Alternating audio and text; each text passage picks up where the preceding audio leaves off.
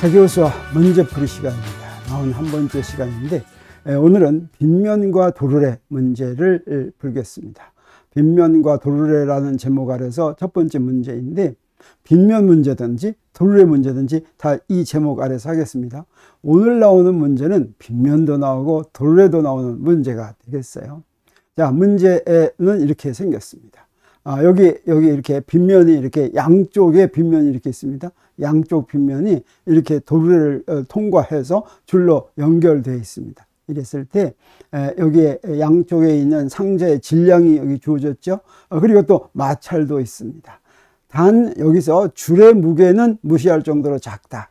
그 다음에 도르래와 줄 사이에는 마찰이 없다. 이런 조건을 하겠습니다. 그리고 세타1과 세타2는 이 경사각은 세타1은 53도인데 이 53도라는 게 어떤 각이냐면 직각삼각형이 3대 4대 5일 때 53도하고 37도가 됩니다. 그래서 이때는 사인 53도는 얼마고 코사인 53도는 얼마고 이런 걸 쉽게 알 수 있는 각이라고 할 수가 있겠어요. 자, 이 문제를 풀기 위해서 몇 가지 우리가 기초적으로 알아야지 될 것을 먼저 짚고 넘어가겠습니다. 여기서 수직항력이 나오죠. 수직항력이란 어떻게 구하는 것이냐? 여기 흔히 여기 책상 위에 이렇게 책이 있으면 이 책상은 아래로 중력 mg가 작용하고 위로 수직항력 mg가 작용한다 이렇게 얘기하는데 사실은 수직항력은 바로 알 수 있는 것이 아니라 반드시 운동 방정식을 이용해서 구해야지 됩니다.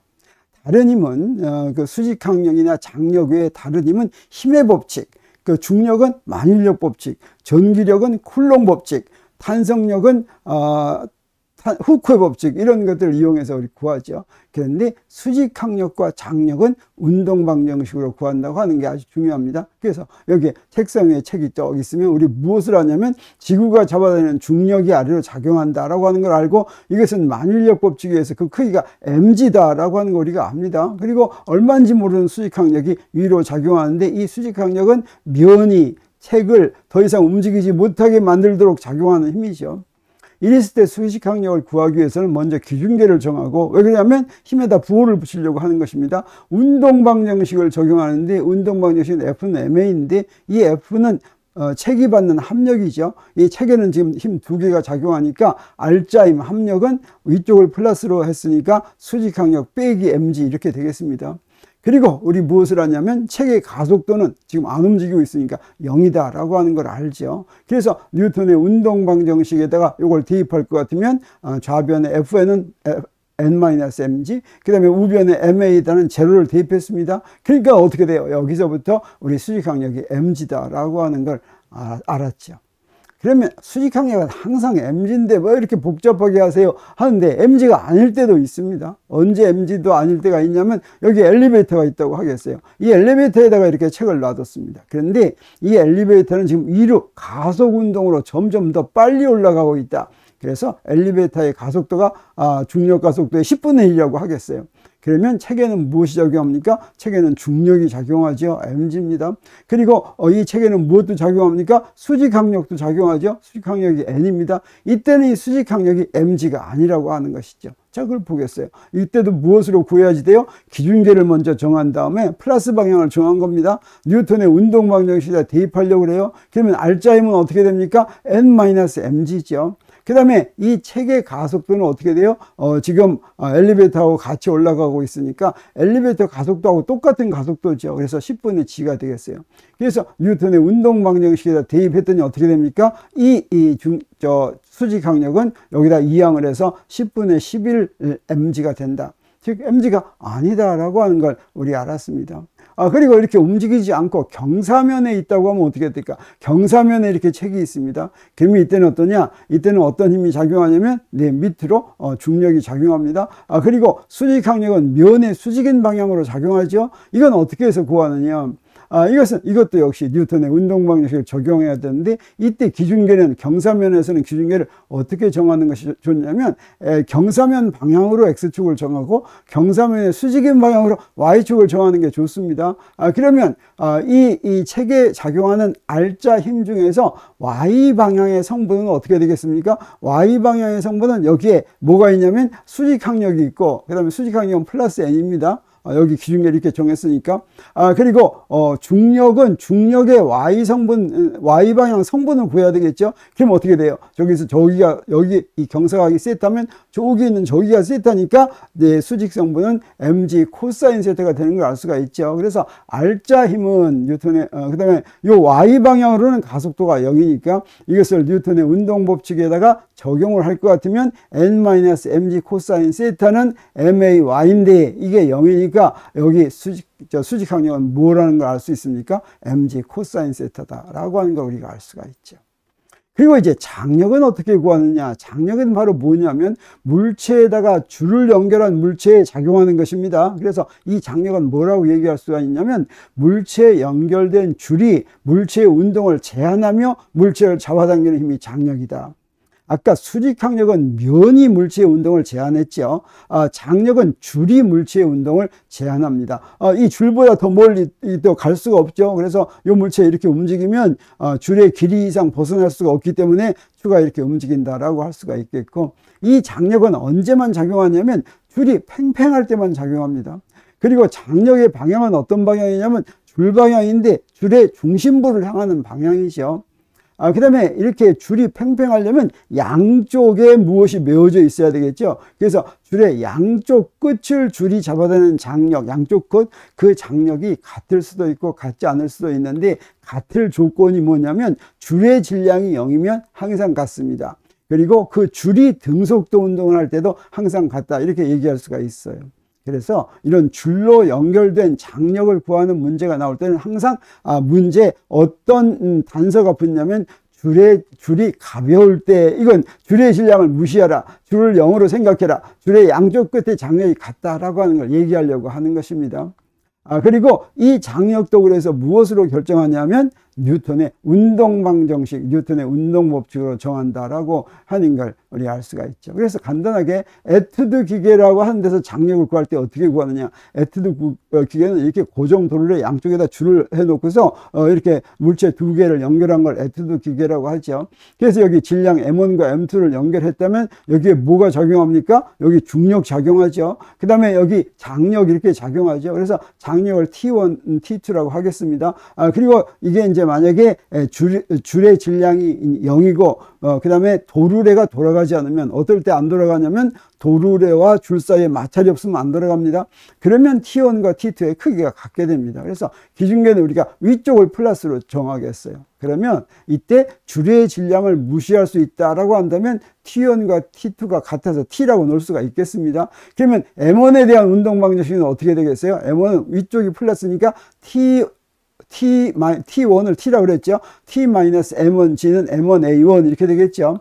그리고 M2에 대한 운동 방정식은 어떻게 됩니까? 저 위쪽이니까 T-M2G는 M2A2 이렇게 나왔습니다. 그래서 이렇게 식 두 개가 있는데 이때 두 개의 가속도 사이에는 어떤 관계가 있냐면 줄이 연결되어 있으면 여기 왼쪽 M1이 올라가면 오른쪽 M2는 내려가겠죠. 다시 말하면 가속도의 방향이 반대입니다. 그래서 A1을 A라고 하면 A2는 -A라고 하는 걸 우리가 알 수가 있겠어요. 그래서 A1과 A2에다가 A하고 -A를 딱 대입할 것 같으면 식이 두 개이고, 여기서 우리가 구해야지 될 게 뭐냐면 가속도하고 장력 두 개입니다.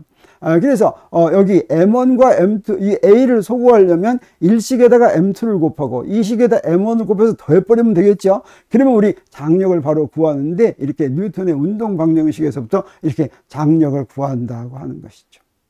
그 다음에 빗면과 물체가 이제 접촉되어 있을 때, 움직일 때 마찰이 있으면 운동 마찰력이 작용합니다. 물체가 이동할 때 운동 마찰력이 작용하는 것인데, 이 운동 마찰력이라고 하는 것은 물체가 움직인다는 데 초점이 있는 것이 아니라 접촉한 면과 면이 비벼진다는 데 초점이 있습니다. 그래서 자동차가 굴러갈 때 바퀴하고 지면 사이에 정지 마찰력 때문에 굴러가는 것입니다. 만약에 운동 마찰력이라면 자동차는 가지 않고 제자리에서 바퀴가 돌면 그때는 운동 마찰력이 작용하는 거죠. 그래서 운동 마찰력의 운동은 물체가 운동한다는 뜻보다는 접촉한 면과 면이 서로 비벼진다, 이런 뜻이다라고 하는 것을 강조해야 되겠습니다. 그리고 이 운동 마찰력은 수직 항력에 비례한다. 다시 말하면, 그래서 수직항력을 구해야지 됩니다. 수직항력을 구한 다음에 거기에 비례 상수를 뭐라고 그러냐면 운동 마찰계수라고 그러죠. 그래서 여기 수직항력을 먼저 구한 다음에 수직항력의 운동 마찰계수를 곱하는 것이 운동 마찰력인데, 그 운동 마찰계수는 최대 정지 마찰계수보다 항상 작다라고 하는 거 우리가 알고 있죠.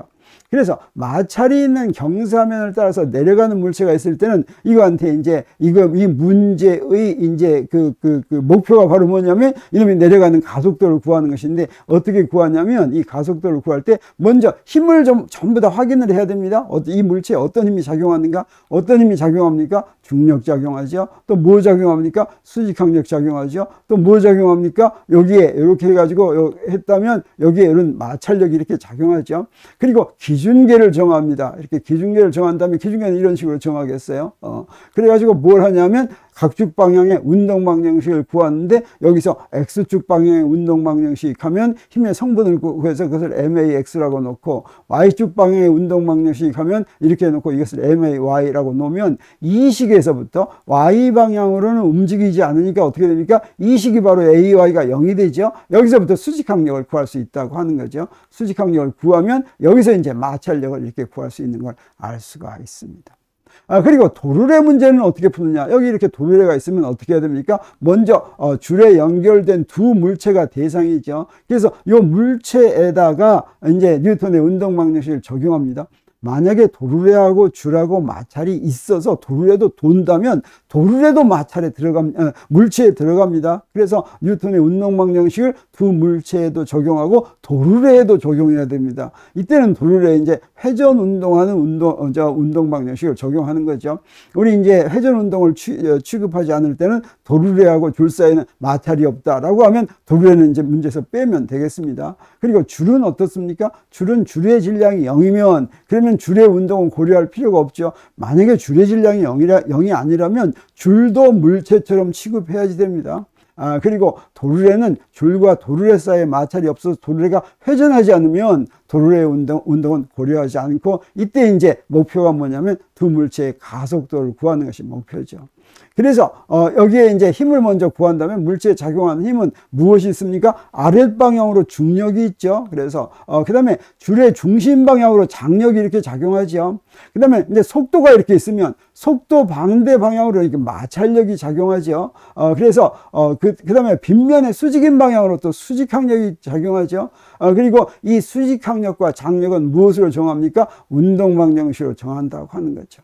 그래서 이 운동 방정식을 어떤 순서로 적용하냐면, 첫 번째로 운동 방정식은 물체마다 따로 적용하고, 그 다음에 각 물체에 작용하는 힘을 모두 찾고, 그 다음에 기준계를 정하고, 그 다음에 기준계의 각축 방향의 운동 방정식을 세운 다음에 그 식을 이제 풀면 되겠습니다. 자, 그러면 이제 우리 문제를 한번 풀어보겠습니다. 우리 문제가 지금 이렇게 생겼죠. 그러면 첫 번째 뭘 해야 된다고 그랬습니까? 힘을 전부 다 찾으라고 그랬죠. 그래서 상자에 작용하는 힘을 다 찾는데, 이 힘에는 무엇이 있습니까? 무엇이 있냐면 맨 먼저 아랫방향으로 중력이 있습니다. 그래서 중력은 M1G 하고 M2G 이렇게 되겠어요. 중력은 항상 질량 곱하기 중력 가속도입니다. 그 다음에 뭐가 있겠습니까? 줄의 중심 방향으로 장력이 있겠죠. 장력은 어떻게 됩니까? 요거 줄의 질량 문제에 무시할 수가 있다고 그랬으니까 양쪽 끝에 장력이 같습니다. 그래서 전부 다 T로 놨어요. 제가 T1, T2 놓으면 나중에 복잡해지니까 미리 이렇게 T로 놓은 겁니다. 그 다음에 빗면의 수직인 방향으로 수직항력이 작용하죠. 네, 그래서 수직항력은 다룰 수가 있으니까 N1, N2 이렇게 나왔습니다. 그 다음에 이제 물체의 속도 반대 방향으로 운동 마찰력이 작용합니다. 그래서 이 물체가 어떤 방향으로 움직이는가 하는 걸 문제에서 주어야지 됩니다. 마찰이 있을 때는. 왜 그러냐면 움직이는 방향에 따라서 마찰력의 방향이 달라집니다. 문제에서 주어졌죠. 이 문제에서는 어떻게 주어졌습니까? 저기 오른쪽에 있는 M2가 아래로 내려오고 있다라고 주어졌죠. 그러면 어떻게 돼요? 이쪽으로 움직이니까 그 반대 방향, 그래서 F1도 반대 방향이고 아랫방향이고 F2는 윗방향, 이렇게 되는 걸 우리가 알 수가 있습니다. 그래서 이렇게 이제 힘을 다 찾았습니다. 그러면 어떻게 됩니까? 이제 여기서부터 기준계를 세우고 이제 그 운동 방식을 세워야 되겠죠. 그래서 M1에 대한 운동 방식을 먼저 세우겠습니다. 여기 도르래는 이제 안 돌아가는 거니까 도르래는 물체에서 빼는 거죠. 그래서 M1과 M2의 운동 방식만 세우면 되는데 M1에 대한 운동 방식을 세우기 위해서 먼저 어떻게 합니까? 기준계를 정해야 된다 그랬죠. 기준계는 어떻게 해야 된다 그랬습니까? X축하고 Y축을 정하는데 X축은 빗면 방향, 빗면에서 물체가 움직이는 방향을 플러스 X로 하는 게 좋습니다. 그리고 빗면의 수직인 방향을 Y방향 이렇게 하면 좋겠어요. 그래서 여기에 X방향, Y방향 이렇게 정했습니다. 그러면 X축 방향의 운동 방식을 먼저 정할 수가 있겠어요. 그래서 X축 방향의 운동 방식을 정하려면 우리 중력을 X축 방향과 Y축 방향으로 나눠야 되겠죠. 이때 나눌 때 어떻게 하느냐, 여기 M1G가 이렇게 있다면 여기 빗면을 이렇게 그려야 되겠습니다. 빗면 그리면 여기가 세타죠. 그럼 여기에 X축 방향 하려면 어때야 돼? 요거 할 텐데 여기가 세타 1이 되죠. 그래서 여기 MG의 이 방향성은 여기까지입니다. 여기까지. 그럼 뭐가 되겠어요? M1G 사인 세타가 되겠죠. 그래서 여기에 장력이 있으니까 이쪽 플러스는 장력 빼기 M1G 사인 세타. 그 다음에 마찰력은 어떻게 돼요? 빼기, 저 반대 방향이죠. 플러스 방향 빼기 μ1 N1 이렇게 됐습니다. 이게 무엇과 같아요? M1A 이렇게 됐어요. 그냥 가속도 A라고 하겠습니다. 저 위쪽으로 가는 걸 가속도 A. 그 다음에 줄이 연결돼 있으니까 요 가속도도 밑으로 내려가는 가속도가 A겠죠. 그래서 미리 가속도 A 이렇게 쓰겠어요. 그래서 X방향 운동 방식 이렇게 딱 정해놓고, 그 다음에 또 Y방향 운동 방식 하겠습니다. Y방향에는 뭐만 작용합니까? 수직항력하고 중력의 Y방향 성분이죠. 수직항력은 N1. 그 다음에 중력의 수직방향 성분은 어떻게 됩니까? M1하고 코사인 세타가 되죠. 그래서 M1G 코사인 세타. 이게 수직방향이고 Y방향으로는 움직이지 않으니까 가속도가 0에서 이렇게 이 식이 되겠어요. 그래서 M1에 대한 식 두 개 이렇게 딱 만들어 놓고, 이번에는 M2에 대한 운동 방식을 세워야지 되겠습니다. 그러면 이때 기준계는 어떻게 정하면 좋아요? 이때는 아랫방향으로 플러스 X, 빗면의 수직인 방향으로 Y 이렇게 정하면 되겠죠. 그래서 기준계를 이렇게 정했습니다. 이렇게 정하면 그러면 플러스 X방향 운동 방식은 어떻게 되겠습니까? 네, 여기에 중력의 X방향 성분이 이게 플러스죠, 이거는. 그래서 플러스 M2G 사인 세타 2 이렇게 되겠습니다. 그리고 여기에 장력은 마이너스 T가 되겠고, 그 다음에 여기에 마찰력은 마이너스 μ2 N2 이렇게 되겠죠. 이게 바로 M2A 이렇게 되겠어요. 그리고 Y방향 성분은 어떻게 됩니까? Y방향 성분 N2가 있죠. N2하고서 M2G 코사인 세타 2 이렇게 되겠습니다. 이게 0이 되겠어요. 이렇게 해서 식 4개를 구했습니다. 그래서 식 4개를 여기다 써놓겠어요. 그러면 여기서 2번 식과 4번 식은 뭐 할 때 이용이 되냐면 수직항력 구할 때 이용이 됩니다. 그래서 1번의 수직항력과 3번의 수직항력에다 수직항력을 다른 걸로 집어넣어야 되겠죠. 그래서 2번에서 구한 수직항력과 4번에서 구한 수직항력을 1번과 3번에다 대입할 것 같으면 식이 어떻게 되냐면 이렇게 되겠어요. 자, 여기서 다 대입했습니다. N1은 뭡니까? M1G 코사인 세타죠. 여기서 M1G 코사인 세타 1 여기 대입했습니다. 그렇게 했어요. 그 다음에 3번식은 어떻게 되겠어요? 3번식은 여기다가 집어넣으면 M2G 사인 세타 2하고 여기서 M2G 코사인 세타 2가 이게 N2죠. 여기다 이렇게 집어넣습니다. 그래서 5의 60, 50과 60이 됐는데, 우리는 지금 여기 그러면 이 식이 두 개인데 이 식 두 개에서 구해야지 될 게 뭐냐면 장력하고 가속도입니다. 그렇죠? 그래서 근데 이 문제에서는 가속도만 구하라 그랬죠. 그러니까 장력도 나중에 구하면 됩니다.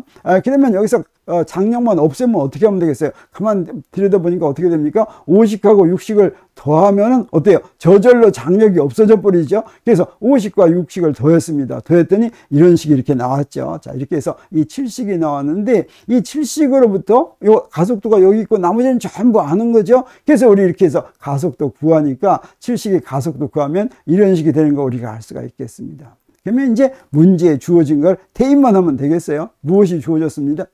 M1은 2kg, M2는 7kg, 그 다음에 우리 운동 마찰 계수는 μ1은 0.2, μ2는 0.1 주어졌죠. 그리고 각이 주어졌습니다. 각이 주어지면 53도면 사인 53도는 0.8, 코사인 53도는 0.6이죠. 37도가 주어지면 사인 37도는 0.6, 코사인 37도는 0.8이죠. 이걸 전부 다 이렇게 대입합니다. 그리고 단위는 뭐 쓰면 되겠습니까? 여기서 전부 다 SI 단위를 썼으니까 단위, 가속도의 단위, SI 단위, 가속도 단위, 미터 퍼 세크 제곱을 쓰면 되겠죠. 그래서 이걸 다 계산하면 얼마가 나오냐면 1.96 미터 퍼 세크 제곱 이렇게 나옵니다. 자, 이렇게 해서 우리 빗면과 도르래 문제를 다 풀었는데, 빗면과 도르래 문제 풀 때 어떻게 하면 됩니까? 먼저 힘 다 찼습니다.